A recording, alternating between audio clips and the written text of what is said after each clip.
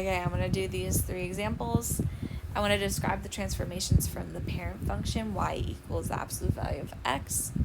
If I have this first example here, I have an extra, besides y equals the absolute value of x, I have an extra 3 in front, and I have an extra, a negative in front. The negative means a reflection over the x-axis. The 3 means it's a vertical stretch.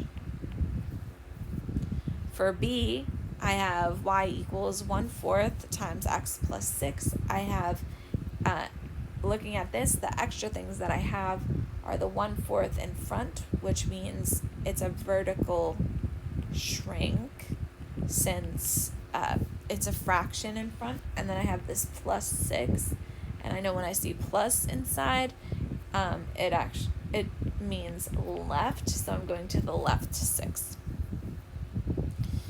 For number 2, I want to transform the parent function. The parent function looks like this-ish. And then I want to see what these transformations mean. So the first one I have is I'm moving right, I'm just going to put the first letter, right 7, and I have a reflection over the x-axis, so it flips upside down. So it's going to be flipped upside down. It hasn't changed its shape. It's just moved to the right 7. So these 2 functions are the ones that are flipped upside down. This one looks really steep, j of x, so it's going to be h of x. Then I have, for the next one, I have 0.5 is the coefficient, which is a fraction, which means I have a vertical shrink. So it's going to be flatter, and then it's moved to the right 3.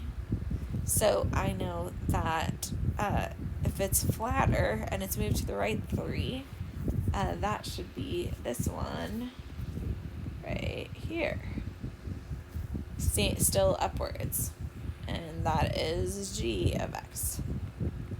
Then I have, I'm moving to the right 3 and down 2. And when I do that, the only one that makes sense is f of x. This one here. Looks like from the parent I moved to the right 3 and down 2. Okay? And then the last one is the only one left. It's a upside down and vertically stretched absolute value that moved 7 to the right. And so it's this one here that we talked about originally. It was too steep to be the original, and that is j of x. Okay, the last thing, I want to graph the linear parent function, which is told to me is y equals x. No absolute value bars. This is a linear function, which means it's just a regular line. When I have the line y equals x, that just means that all the points that I have the same x and y value. So if I plug in 0 for x, I'm going to get 0 for y. If I plug in 1, I'm going to get 1. If I plug in 2, I'll get 2. 3, 3, 4, 5, 5. Negative 1, negative 1, negative 2, negative 2. And so on. I'm going to stop saying numbers. I'm losing my voice. Okay. And then this is my original parent function line. So this is my parent. And then I want to vertically stretch that 4. And then I want to move it down 3. And I want to move it to the right 1. And I want to write an equation for that. So I'm going to start with y equals, I know the vertical stretch is going to be the coefficient on the outside, so I'm going to put that on the outside on the left. Then I'm going to write parentheses because I know something's happening to my x. So I'm going to just put this in parentheses, x minus 1. And then I have down 3.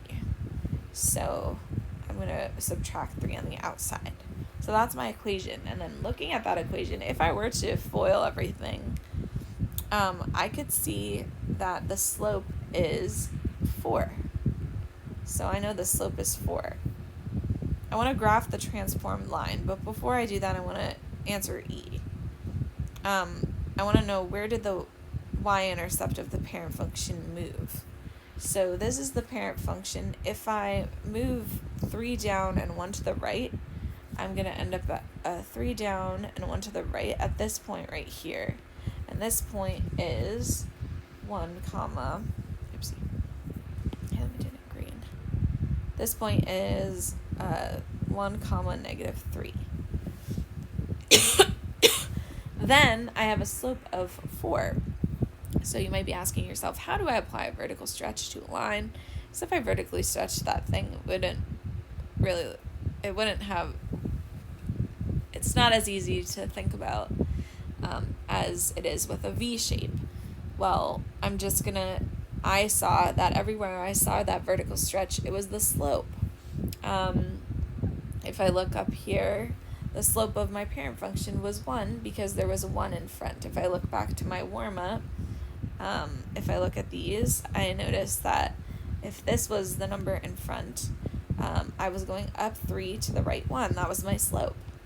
If 1/3 was in front, I was going up 1 to the right 3, and that was my slope. So the number in front, the coefficient, is my slope.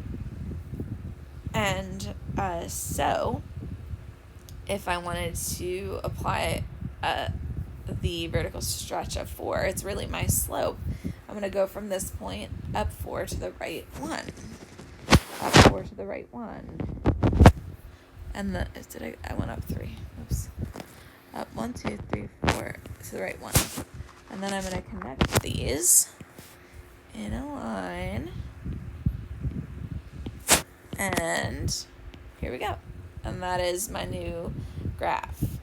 I want to look back at this transformed equation, and all I see is that it's steeper, right? And also the y-intercept moved.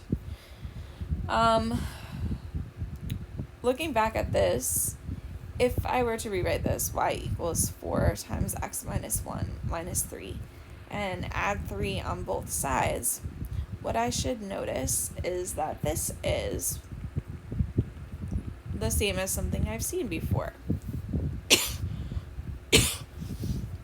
And that is point slope form. So this is point slope form. This is my slope, and 1 comma negative 3 is a point on the line, and so that's where point slope comes from.